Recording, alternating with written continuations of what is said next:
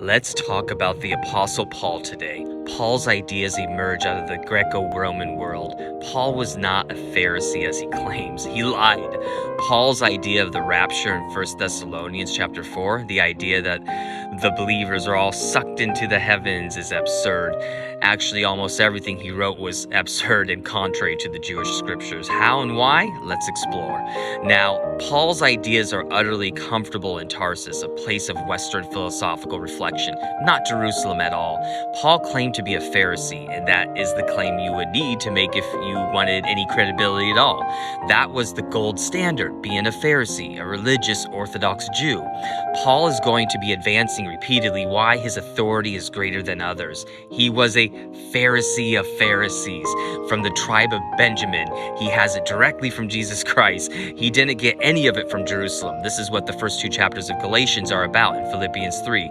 Paul always advancing his credentials against who?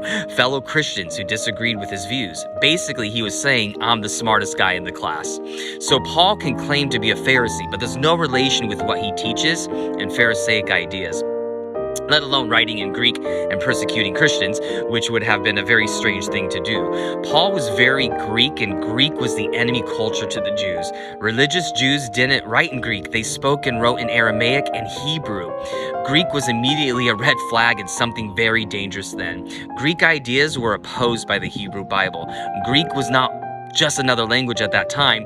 You have to transport yourself to the Jewish world and Jewish mind. Greek was the enemy philosophy and bad for the Jewish people. Paul was no Pharisee.